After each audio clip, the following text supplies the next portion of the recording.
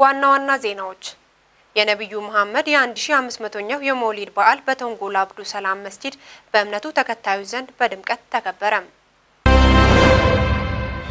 የትራንስፖርቱን ዘርፍ ውጤታማ በማድረግ ለማህበረሰቡ ቀልጣፋ አገልግሎት መስጠት እንዲቻል ማህበራት ድጋፋቸውን ማጠናከር እንዳለባቸው የካፋ ዞን ትራንስፖርትና መንገድ ልማት መምሪያ ገለጸ።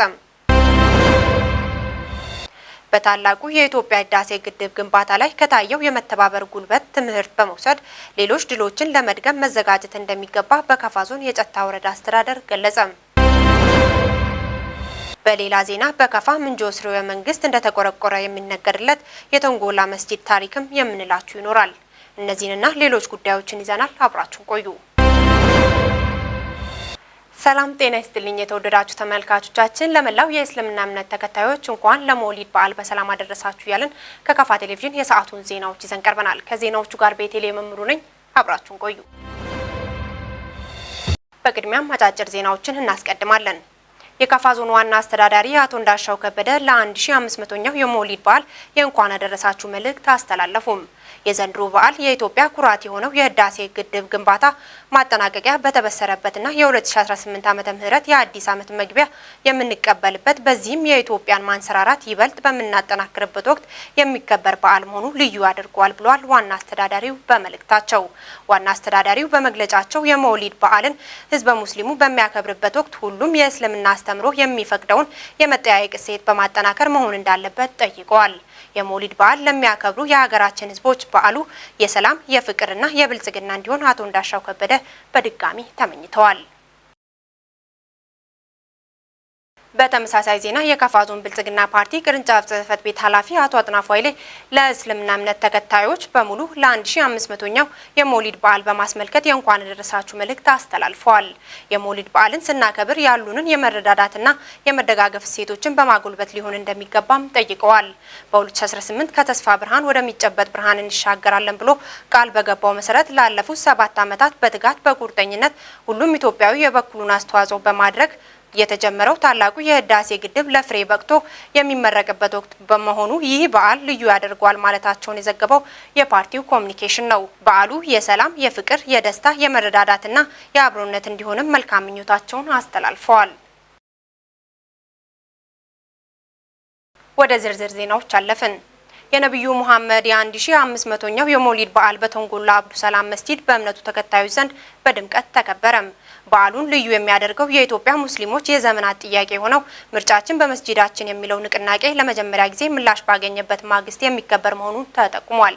ዘገባው የባልደረባችን ናስር ተማም ነው። ጽዮን ታደለ ታቀርበዋለች።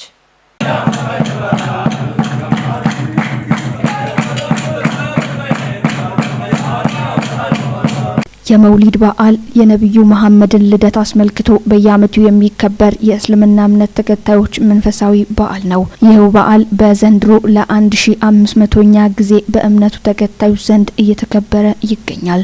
ይህን አስመልክቶ የካፋ ቴሌቪዥን ቶንጎላ አብዱ ሰላም መስጂድ በመገኘት ጉዳዩ የሚመለከታቸውን ባለድርሻ አካላት አነጋግሮ ነበር። በዓሉን አስመልክቶ የተሰማቸውን ስሜት አካፍለውናል። እንግዲህ ከዚህ በላይ ደስታ የለም ብዬ ነው እንግዲህ የሚገልጸው ትውልዶች ለመጡም ላሉት ላላወቁት ራሱ ማስተዋወቅ ያለብኝ በጣም መዳሰስ ያለበት ክብረ በዓል ነውና በእርሳቸው መወለድ 1000 ዓመት የበራው እሳት ነው የጠፋ።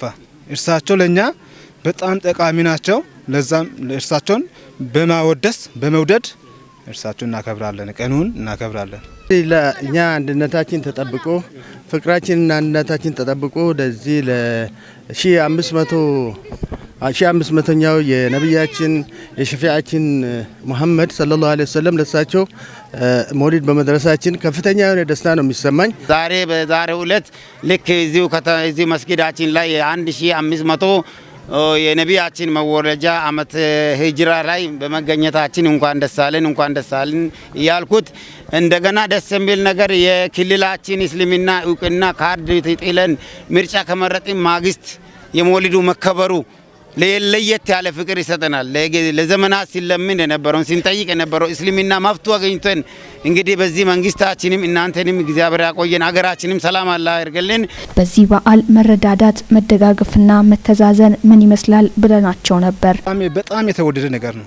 መደገፍ፣ መስጠት፣ መስጠትን በጣም እዚህ ቦታ ላይ አሁን ገብታችሁ ቁጭ ብላችሁ ብታዩ ሰው ያለውን ነገር ካለው ትንሹ ሰጥቶ አንድ ብትሆን ግማሽ ሰጥቶ ይበላል።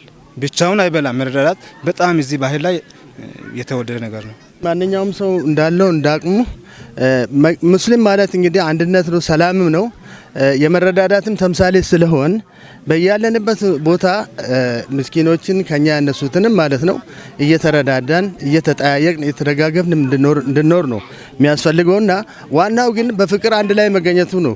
ብዙዎቹ አሁን ዛሬ ቅድም ዙር ላይ አስር ላይ ብዙ መንገድ ላይ የተዘረፈ አለ፣ ውሃ ጎርፉ ቤት ገባ አለ። በዚህ ክረምት ምክንያት ይሄን የተጎዳን ተነስቶ ቆሞ እርዳታ አድርገን ያቅማችን ያህል መንግስትን ብቻ አጠብቅ እኛም እንደጋገፍ በማለት ረድተናል። አሁን በዛሬው ዕለት ማለት ነው ይህንን ሰርተናል። ከዚህም ሌላም እንሰራለን። በዚህ አጋጣሚ የእንኳን አደረሳችሁ መልእክትም አስተላልፈዋል። ሁሉም ብሔረሰብ ሁሉም እንግዲህ እከሌ ሳልል ሁሉንም በአንድነት እንኳን ለነቢያችን ሙሐመድ ሰለላሁ ዐለይሂ ወሰለም በእርሳቸው ትውልድ ቀን እንኳን አደረሳችሁ ብዬ ለሁሉም መናገር ፈልጋለሁ። ሁሉም የቦንጋ አካባቢም ሆነ መላው የኢትዮጵያ ሙስሊም በሙሉ እንኳን ለነብያችን ለሸፊዓችን ለሙሐመድ ሰለላሁ ዐለይሂ ወሰለም የ1505 መውሊድ በዓል በሰላም አደረሰን። እንኳን አደረሳችሁ እላለሁ። አመሰግናለሁ።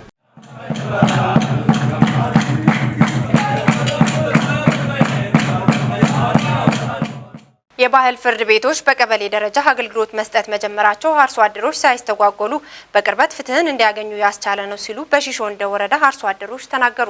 በወረዳው 4 ቀበሌዎች የባህላዊ ፍርድ ቤት ዳኝነት ስርዓት እየተከናወነ ሲሆን የመደበኛ ፍርድ ቤት የመዝገብ ክምችትን በመቀነስ አርሶ አደሮች በአካባቢያቸው አገልግሎት እንዲያገኙ የተጀመረው ተግባር ተጠናክሮ የሚቀጥል መሆኑን የወረዳው ፍርድ ቤት ገልጿል። ፍጹም ተሾመ የክልሉ ጠቅላይ ፍርድ ቤት በአዋጅ ቁጥር 35/2016 የባህላዊ ፍርድ ቤቶችን ማቋቋሙ ይታወሳል። በዚህም መሰረት በቀበሌ ደረጃ የባህል ፍርድ ቤቶችን በማዋቀር ለህብረተሰቡ በአቅራቢያው ግልጋሎት እንዲያገኙ እየተሰራ ይገኛል። የክፋ ቴሌቪዥንም ከዚህ ቀደም በተለያዩ ወረዳዎች በመንቀሳቀስ የባህላዊ ፍርድ ቤት ስራ እንቅስቃሴን የሚመለከቱ ዘገባዎችን ሲያደርስ እንደነበር የሚታወስ ነው። የባህል ፍርድ ቤት አገልግሎት መስጠት ከጀመረባቸው ወረዳዎች አንዱ የሺሾ እንደ ወረዳ ሲሆን በዚህም 4 ቀበሌዎች ሙሉ በሙሉ ወደ ተግባር መግባታቸውን ያገኘነው መረጃ ያመለክታል። ከነዚህ ቀበሌዎች አንዱ አጋሮ ቀበሌ ሲሆን በቀበሌው ባለፉት 6 ወራት ብቻ ከ46 በላይ መዝገቦች ላይ ውሳኔ በመስጠት በቅራኔ ውስጥ የነበሩትን አባላት በማስታረቅ ነው ወደ ቀድሞ ማህበራዊ መስተጋብራቸው እንዲመለሱ ማስቻሉን ተገልጋዮቹና የባህል ፍርድ ቤት ዳኞች ይናገራሉ። በእርግጥ እንግዲህ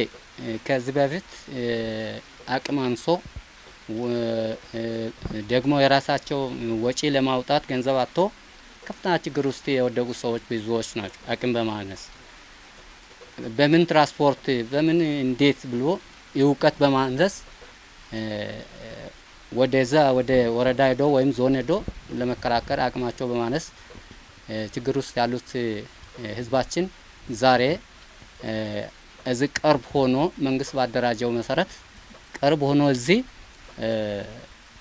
ገንዘብ ብዙ ገንዘብ ሳያወጡ እንደም እኛ እኮ እርዳታ እያደረግን ለምንድነው ችግር የጽሁፍ ችግር ካለ እየረዳን ነው።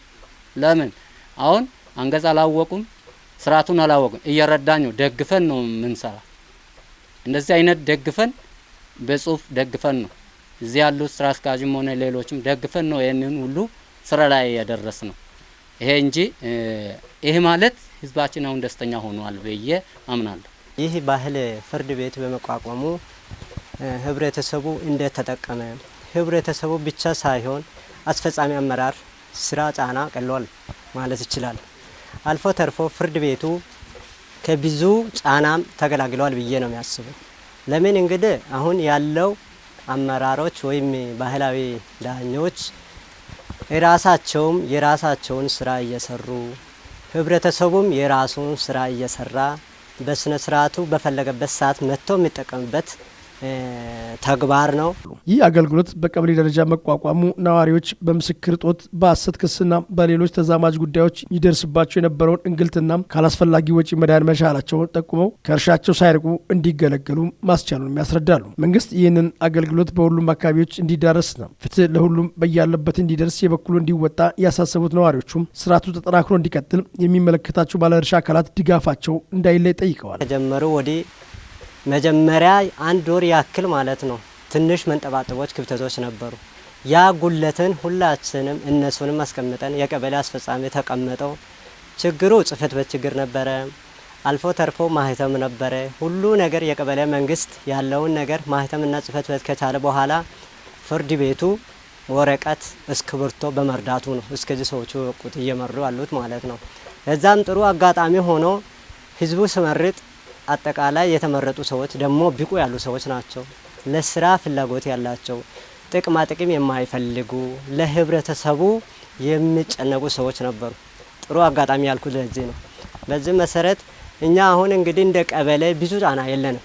የሾንዴ ወረዳ ፍርድ ቤት ፕሬዝዳንት አቶ ተክሌ ታከለ በበኩላቸው አዋጁ ወጥቶ ስራ ላይ ከዋለ ጀምሮ በወረዳ ደረጃ ይቀርብ የነበረውን የመዝገብ ክምችት በ2017 ዓ.ም ብቻ በ283 ያህል እንዲቀንስ አስችሏልም ብለዋል። በሚገባ እንደ አላማው እንደ አዋጁ ስራ እየሰሩ በዛም መነሻ ያው ወደኛ የመጣለው መዝገብም የቀነሰ ህዝቡም በሚሰጠው አገልግሎት እየረካ እንዳለ ለማየት ችለናል። ካሁን በኋላም ላለው ይህ ስራ ውጤታማ እየሆነ እየሄደ ስላለ እኛም እንደ ፍርድ ቤት የመዝገብ ክምችት የቀነሰ የመጨመር ምጣኔው ቀንሶ እንኳን ከአምና ከነበረው 283 የሚሆን መዝገብ ዘንድሮ ቀንሶ ነው የቀረበውና ይህ ስርዓት ካለው ማህበራዊ ትስስር የማጠናከር ሚና አንጻር በሁሉም ቀበሌዎች ለማስፋት በትኩረት እየተሰራ መሆኑን ጠቅሰው ለዚህም ተግባር የወረዳው መንግስት ትልቁን ድርሻ በመውሰድ እየተጋ ይገኛልም ብለዋል። እንደዚህ ቀንሶ የሚቀርብ ከሆነ እንደዚህ ህዝቡ ባለበት አካባቢ ሆኖ ሳይጉላላ ገንዘብ ሳያወጣ ጊዜውን ሳያባክን በቀላሉ ጉዳዩ የሚፈታ ከሆነ ለምን ሁሉም ቀበሌዎች ላይ እናደራጅም ወደሚለው ሀሳብ ገብተን እቅድ ይዘን በስነ ምግባራቸው አቅም ያላቸው ሰዎችን ስነ ምግባራቸው አሪፍ የሆኑ ሰዎችን በማስመረጥ ስልጠና በመስጠት ወደ ስራ ለማስገባት እንደ ፍርድ ቤት እቅድ ይዘናል። እንደ መንግስትንም የሚጠቅም አካባቢንም የሚጠቅም ስርዓቱንም የሚጠቅም ለምሳሌ ህዝቡ ባለበት አካባቢ ሆኖ ችግሩ ሲፈታ ልማቱ ይፋጠናል፣ ሰው አይጉላላም፣ ሰላሙም እንደዛ ይመጣልና በዛ ልክ ችግር ፈቺ ከሆነ እኛስ በሚገባ ለምን አልሰራንም በሚለው አሁን በገባ ነው ወይም በሚቀጥለው አመት በደንብ ለመስራት እቅድ ይዘን ነው ያለ ነው። የቦንጋ ፖሊቴክኒክ ኮሌጅ ኢኤስሲ ኢንዱስትሪ አማካሪ ቦርድ ዓመታዊ ስብሰባ ተደረገም። ኮሌጁ ከዓለም ባንክ ጋር በመተባበር ለተማሪዎች የተለያዩ ስልጠናዎችን እየሰጠ መሆኑም ተመላክቷል። ምህረት ማሙ የቦንጋ ፖሊቴክኒክ ኮሌጅ ከዓለም ባንክ ጋር በመተባበር በኮሌጁ ለሚማሩ ተማሪዎች በተለያዩ የሙያ መስክ ስልጠና እየሰጠ ይገኛል። ይህም የተማሪዎችን 24% የነበረውን የቅጥር ሁኔታም ወደ 70 እና 90% ለማድረስ እየሰራ እንደሆነም ተናግሯል። በዚህ ዙሪያ ያነጋገርናቸው ባለድርሻ አካላትም የመድረኩን ዓላማ እንዲህ ሲሉ አስረድተዋል። የዛሬው መድረክ ዋናው ዓላማው ምንድነው? የኢንዱስትሪ አማካሪ ቦርድ ጋር አመታዊ ስብሰባ ወይም ውይይት ማድረግ ነው። በስብሰባው እንግዲህ በአመቱ የተሰሩት ስራዎችን ምንገመግምበትና ቀጣይ ስራዎችን እቅድ አውጥተን አጽድቀን የምንሄድበት ነው የሚሆነው ማለት። አጠቃላይ የዛሬው መድረክ ያው የተሻለ ነው። ያው ቴክኒክና ሙያ በተለይ በዚህ በዓለም ማለት በዓለም ባንክ ከታቀፈ ወዲህ ዘርፈ ብዙ ስራዎችን እየሰሩ ነውና ያው መጀመሪያውንም ጀምሮ የኤዝ ፕሮግራም ቴክኒክና ሙያ ላይ ሲጀምርም ጀምሮ ስልጠና ላይ የነበርኩበትና እየሰራ ያለው ነገር እውነት ለማህበረሰቡም በጣም ጠቃሚ ነው። ለዞኑም ብሎም ለሀገርም ጉልህ አበርክቶ የሚያደርግ ተግባራትን ነው ያከናወነ ያለው። በነበረው የስራ ጊዜያቶች ያጋጠማቸውን ችግሮች በመቅረፍ ለቀጣይ የታሰበውንም አክለዋል። ያው ይህ ፕሮጀክት እንግዲህ የዓለም ባንክ ፕሮጀክት ነው። ኢዝ ይባላል በእንግሊዝኛው። የትምህርትና ስልጠና ለስራ እድል ፈጠራ ማለት ነው። ዋናው ዓላማው ምንድነው? ሰልጣኞችን አሰልጥኖ ለስራ ማብቃት ነው። በዚህ ረገድ እንግዲህ ጊዜው አጭር ቢሆንም 7 ወር ወይ 8 ወር አካባቢ ቢሆንም ብዙ የሚባል ስራ ተሰርቷል። ከዛ ውስጥ አንዱ ምንድነው? ስልጠና ማሰልጠን ነው። ሰልጣኞችን ከመደበኛ ስልጠና በተጨማሪ ቀደም ከመድረክ እንደተገለጸው ተጨማሪ ስልጠናዎችን መስጠት ነው። ለምሳሌ ዘመኑን የዋጀ የዲጂታል ስኪል እንዲይዙ ማድረግ ነው። በዚህ መረገድ የመሰረታዊ ኮምፒውተር ስልጠና ሰልጥነዋል። ከኢንተርኔት ጋር የተያዘ ስልጠና ሰልጥነዋል። የሳይበር ሴኩሪቲ ስልጠና ሰልጥነዋል። በተጓዳኝ ደግሞ የስራ ፈጠራ ስልጠናም ሰልጥነዋል። በዚህ ረገድ ያው የሰልጣኞቻችን ስራ ጠባቂ ሳይሆኑ ስራ ፈጣሪ እንዲሆኑ ለማድረግ የሚያስችል ስልጠናዎች ተደርገዋል ማለት ነው። በዚህ መሰረታዊ ክፍተቱ ያው የኛ ወጣቶች ይማሩና የስራ እድል አይፈጠርም የሚል የተስፋ መቁረጥ ውስጥ ነው የሚገቡትና ትልቁ ነገር ሲጀመር የአድቫይዘሪ ቦርድ ሲቋቋምም እንደ ኢንዱስትሪ ትልቁ ነገር የስራ እድል የመፍጠር ጉዳይ ነው።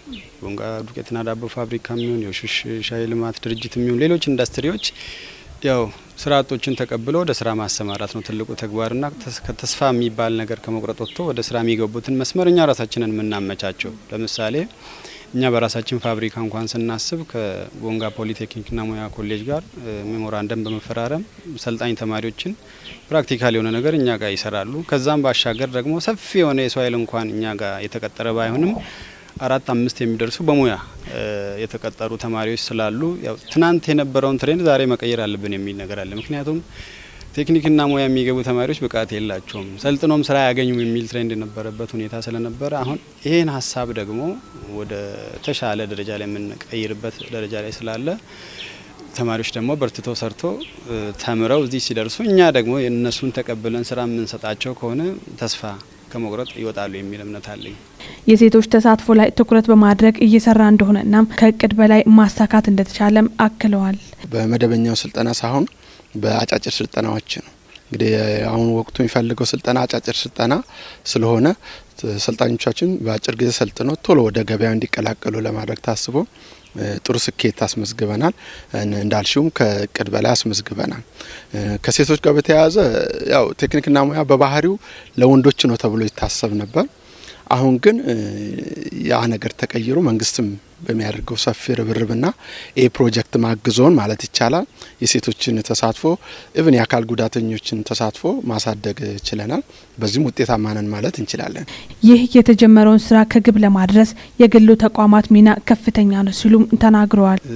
ትልቁ ነገር ምንድነው? የወርልድ ባንክ ተጨባጭ የሆነ ነገር ይፈልጋል። የሆነች ክፍተት የሚኖር ከሆነ ያው ፕሮግራሙ ይታጠፋል፣ ይታወቃል። እንደ አድቫይዘሪ ቦርድ እኛ ስንቋቋም ጥሩ ነገር ካለ ያን ጥሩ ነገር ፕሮሞት እያደረግን እንድንሄድ ነው። ችግር ደግሞ ካለ እነዛን ችግሮች ነቅሰን አውጥተን በጋራ እያረም እንድንሄድ የሚፈለገውና አሁን የተጀመረ ጉለት በጣም ጥሩ ነው ብዬ አስባለሁ። ምክንያቱም ያው በዲፓርትመንት ደረጃ የታቀፉ ዲፓርትመንቶች አሉ። እነዛም ተማሪዎች አብቅተን ስራ የምንሰጥ ከሆነ ያው ተጨባጭ የሆነ ለውጥ አመጣ ነው ማለት ነው። ከዛ በፊትም ደግሞ ማህበረሰቡ ላይ የሚፈለጉ ነገሮች አሉ። በፊት ፕራዮሪታይዝ አድርገን የመረጥናቸው ነገሮች ግቢ ውስጥ መሻሻል ያለባቸው የላይብረሪ ጥገና ሊሆን ይችላል፣ ዙሪያ ላይ ያለውን ጎርፍ ማስወገጃ ነገር ሊሆን ይችላል። ብዙ ስራ እየሰራን ያለውና ይሄን ተቋም ደግፈን የተሻለ ነገር ላይ ስናደርስ ያው ማህበረሰቡ ነው በዋናነት የሚጠቀመው። ከዛም ባሻገር ደግሞ እንደ ሀገር የተሻለ ስራ እንሰራለን የሚል እምነቱ ነው ያለኝ።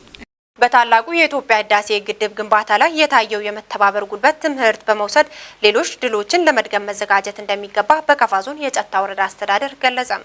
ታላቁ የኢትዮጵያ ህዳሴ ግድብ ግንባታ ከውስጥና ከውጭ የሚያጋጥሙ ፈተናዎችን እየተጋፈጠ ተጠናቆ ለምረቃ መድረሱ ትልቅ ብስራት መሆኑን ተገልጿል። ዘገባው የደቡብ ራዲዮና ቴሌቪዥን ድርጅት ቦንጋ ቅርንጫፍ ጣቢያ ነው። ብሩክታዊት ብርሃኑ። የጨታ ወረዳ አስተዳዳሪ አቶ ሰለሞን ኃይሌ እንደገለጹት የግድቡ ግንባታ መጠናቀቅ በዜጎች ላይ መነቃቃትን የፈጠረ ስኬት ነው ብለዋል። ሁሉም ኢትዮጵያውያን ለግድቡ ግንባታ ድጋፍ እንዲያደርጉ መንግስት ያቀረበውን ጥሪ ተከትሎ የወረዳው ህዝብን በተለያዩ የድጋፍ አማራጮች ሲሳተፍ መቆየቱን ያስታወሱት አቶ ሰለሞን አሁን ላይ ግድቡ መጠናቀቁ ልዩ ደስታ እንደፈጠረላቸው ገልጸዋል። በቀጣይም የኢትዮጵያን እድገት የሚያፋጥኑና ለትውልድ የሚሻገሩ ሀገራዊ የልማት አጀንዳዎችን ለመደገፍ የወረዳው ህዝብ ቁርጠኛ መሆኑን አረጋግጠዋል። የህዳሴው ግድብ ግንባታ የአይቻለምን መንፈስ የሰበረና ኢትዮጵያውያንን በአንድነት ያጋመደ ፕሮጀክት እንደሆነ አንስተዋል። በአንድነት በመቆም ሌሎች ትላልቅ ፕሮጀክቶችን መፈጸም የምንችልበት ልምድ ያገኘንበት ትልቅ ስኬት ነው ያሉት አቶ ሰለሞን ጀምሮ ማጠናቀቅን ለዓለም ያስመሰከርንበት የዚህ ትውልድ አኩሪ ታሪክ እንደሆነም ተናግረዋል። በሀገር ደረጃም ሆነ በያለንበት አካባቢ ህዳሴ ግድብን የሚመስሉ ትላልቅ ድሎችን የማስመዝገብ ወኔ የሰነቅንበት ታላቅ ፕሮጀክት መሆኑንም አክለዋል። ሁሉም ኢትዮጵያውያን ከዚህ ፕሮጀክት ባገኘነው ልምድ በመነሳት በሚያቀራርቡና አንድ በሚያደርጉን ጉዳዮች ላይ ትኩረት በመስጠት የብልጽግና ጉዟችንን ከዳር ማድረስ ይጠበቅብናል ብለዋል። በመጨረሻም የወረዳውን ህዝብና መላው ኢትዮጵያውያንን እንኳን ደስ ያላችሁ ብለዋል። የትራንስፖርቱን ዘርፍ ውጤታማ በማድረግ ለማህበረሰቡ ቀልጣፋ አገልግሎት መስጠት እንዲቻል ማህበራት ድጋፋቸውን ማጠናከር እንዳለባቸው የከፋ ዞን ትራንስፖርትና የመንገድ ልማት መምሪያ ገለጸም። የባርታ ፏፏቴ ደረጃ 1 የህዝብ ማመላለሻ የግል ባለንብረቶች ማህበር 7ኛ ዓመታዊ ጠቅላላ ጉባኤ በቦንጋ ከተማ አካሂዷል። ዘገባው የባልደረባችን ታጀተው ከበደ ነው፣ እንደሚከተለው ይቀርባል። መድረኩን በንግግር የከፈቱት የከፋ ዞን መንገድ ትራንስፖርት ልማት መምሪያ ኃላፊ አቶ ዘመዴ አንዳርጌ በበኩላቸው የህዝብ ቁጥር ሲጨምር ከጊዜ ወደ ጊዜ እየጨመረ የመጣውን የትራንስፖርት ችግርን ለመቅረፍ በዘርፉ የተሰማሩ ባለሀብቶች ሚና ከፍተኛ ነው ብለዋል። ባለሀብቶችም በማህበሩ በመደራጀት ለህብረተሰቡ ተደራሽና ቀልጣፋ አገልግሎት ከመስጠት አንጻር የሚያደርጉት ጥረት ተጠናክሮ ሊቀጥል እንደሚገባ ተናግረዋል። ባርታ ፏፏቴ ደረጃ 1 የህዝብ ማመላለሻ ባለንብረቶች ማህበርም ባለፉት ዓመታት መደበኛ አገልግሎት ከመስጠት ባሻገር ለተለያዩ ጉዳዮችም ተደራሽ የሆነ አገልግሎት እያበረከቱ መቆየታቸውን የተናገሩት ኃላፊው ለዚህም ምስጋናቸውን አቅርበዋል። ያነጋገርናቸው የማህበሩ አባላቶች እንደተናገሩት ባሳለፍነው 2017 ዓመተ ምህረት ነዳጅን ጨምሮ የተለያዩ ተግዳሮቶች ቢኖሩም ችግሩን በመቋቋም ለህብረተሰቡ ቀልጣፋና ተደራሽ የሆነ አገልግሎት እየሰጡ መቆየታቸውን ተናግረዋል። ባርታ ፏፏቴ ደረጃ 1 ባለ ንብረት ማህበር ተደራሽ የሆኑት መንገዶች መልክዓ ምድሩ በማይመች አካባቢ በመሄድ ለህዝብ አገልግሎት በየቦታዎች እየገቡ እያቀረበና ለዞናችንም ለክልላችንም ትልቅ አስተዋጽኦ እያደረገ ያለ ማህበር ነው። በማህበሩ ደረጃ ያለው ከፍተኛ የስራ አመራሮች እንዲሁም የዞኑ መንገድ ትራንስፖርት የላቀ አስተዋጽኦ በድጋፍ ደረጃ እያደረገን እየተባበረን እየቀጠልን ያለንበት ነው። በመሆኑም ችግሮች አሉ። ችግሮቹ ሰፊ ችግሮቹ የነዳጅ እጥረቶች ባሉበት ነው። ባርታ ፏፏቴ ደረጃ 1 ማህበር አባላት ግን ለህዝቡ ተጠቃሚነት እንዲኖር ከጥቁር ገበያ ነዳጅ እየገዛ የጎማ ችግሮች እያሉበት የስፔር ችግሮች እያሉ ግን ለህዝቡ ተደራሽነቱ እንዲሰፋ እያደረገ ሰፊ አገልግሎትን እያደረገ ያለ ማህበር ነው። 2017 ላይ ያው ስንሰማራ ለህዝብ አገልግሎት ነው። ህዝብ አገልግሎት ሰጥተን ቢዝነሳችን የትራንስፖርት ነው። በዛ ቢዝነስ ስራ ነው የምንተዳደረው። ህዝብን ከቦታ ወደ ቦታ፣ ከከተማ ወደ ወረዳ፣ ከወረዳ ወደ ዞን፣ ከዞን ወደ ያገሩ እያመላለስን ክራይ ከህዝብ በምናገኘው ነበር የምንተዳደረው። በዚህ በህዝብ በማመላለስ ላይ 2 ችግሮች ገጥሞናል በ2017 ላይ። አንደኛ የነዳጅ ጉዳይ ነው። ዓለም አቀፍ ነው፣ አገር አቀፍ ነው እናውቃለን። ግን አገር አቀፍ ነው ብዬ እንዳልወስድ አንድ ተጽዕኖ የሚያሳድርብኝ እኔ በቅርቡ ወደ ሀረር መስመር ሄጃለሁ። መኪና ሄጄ ከፈለኩበት ቦታ እየገባው ብጨምር አንዳንድ ብር እየተጨመረ ነው እየቀዳው ሄድኩት። እየጨመረም የለም እንደው አዲስ አበባም ላይ አልጨመረም። ግን ወደኛ ስንመጣ የማደያው ላይ ያለ ተጽዕኖ ምን እንደሆነ አላቅም። ችግሩ ምን ናፍጣው ባይመጣ መልካም ነው። ይመጣና 20 ሊትር 30 ሊትር አለበለዚያ በጭማሪ ሲቀዳ ያን ጭማሪ ህዝብ ላይ እያካካስን ህዝብ ላይ እየጨመርን፣ ምክንያቱም እኛ የተሰማራ ነው ለውጤት ነው። ለዚህ ህዝብ ላይ ታሪፍ ጨመራችሁ ተብሎ ቅጣት በጣም እየተቀጣን ነው። ይሄን አመት ያሳለፍ ነው። የሚመለከተው አካል ችግሩን እንዲቀርፍ የጠየቁት አስተያየት ሰጪዎቹ ለ2018 እቅዳቸውን ይናገራሉ። 18 እግዚአብሔር ቢፈቅድ እንደ እመቤታችን እንደ ቅድስት ድንግል ማርያም ያው ሀብቱ ንብረቱ እግዚአብሔር ነውና እኛ ማድረግ ያለብን ምንድነው? መቀጠል ያለበት ነገር እንደ ፌዴራል መንግስት የድርድር ታሪፉ በአስቸኳይ እየተሰራ የስፔሩም ተጨምሮበት የእላቂ እቃዎች እየተጨመሩበት ናፍጣዎቹ በአግባቡ በማደያችን እየቀረቡ ማደያዎቹ በሚያደርጉት ትብብር ላይ እኛንም ሰፊ ድጋፍ እያደረጉ የሚያደርጉ ከሆነ እኛ ለስራው ዝግጁ ነን። ተዘበረው እቅድ አንድ ሳልናገር ማላልፈው የኛ ከፋ ዞን ማህበሩ ዛሬ 3 ዓመት በፊት ክልሉ በሰጠን ፍቃድ የቴክኒክ መመርመሪያ ማሽን ልናመጣ ተነጋግረን የጀመርነው ጅማሮ አለ። ያን በ2018 እንደው መልካም ፍቃዱ ከሆነ ዞናችን፣ ምክንያቱም ይሄ ሀብት የጋራ ሀብት ነው፣ የሀገሪቱ ሀብት ነው፣ የከፋ ዞን ሀብት ነው። ስለዚህ ያን ቴክኒክ መመርመሪያ ማሽን ተክለን ለህዝባችን አገልግሎት መስጠት አንድ በትራንስፖርት ዘርፍ ደግሞ የተሳለጠ በቃ የተሳካ ስራ በየወረዳውም በየዞኑም በብቃት ያላቸውን ተሽከርካሪ አቅርበን ህዝቡን ለማገልገል ዝግጅት ላይ ነን። ያው ችግራችንን ቅድምም ጠቅሻለሁኝ። አሁን ናፍጣ ላይ ያለውን እንደ ዞን የዞን መንግስት ቢያስተካክል ቢያንስ በሰልፍ ብንቀዳ መንገድ ላይ ያለው ነገር ከተስተካከለ የተሻለ ስራ ለመስራት አቅደናል። መልካም አመት ይሁንልን።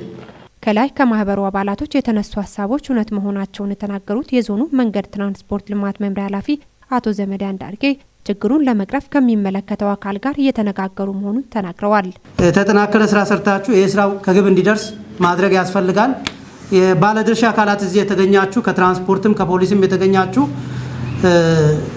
የሚነሱ ጉዳዮችን ወስደን በእኛ ደረጃ መስተካከል ያለባቸውን ወስደን እንሰራለን። እናንተም ወስዳችሁ ሰርታችሁ ምቹ የሆነ የትራንስፖርት ውጤታማ የሆነ ስራ ሰርተን ህዝባችንን ማገልገል አለብን የሚል መልእክት ነው ማስተላልፈው። ውይይቱ ለመጪው 2 ዓመታት የሚሰሩ አስፈጻሚዎችን በመምረጥ ተጠናቋል። በከፋ ስርወ መንግስት እንደተቆረቆረ የሚነገርለት የቶንጎላ መስጂድ ከ600 ዓመታት በላይ እድሜ እንዳስቆጠረ ይነገራል። እስልምና በከፋ የተዋወቀውና መስፋፋት የጀመረው በከፋ ጠንካራ ራስ ገዝ አስተዳደር በተገነባበት በመካከለኛው ክፍለ ዘመን እንደሆነ ይነገራል። ይህ እድሜ ጠገብና ጥንታዊ የቶንጎላ መስጂድ በዞናችን ቦንጋ ከተማ ይገኛል። ዘገባውን ያዘጋጀው ፋና ሚዲያ ነው። አንተነህ ፍቃዱ ያቀርበዋል።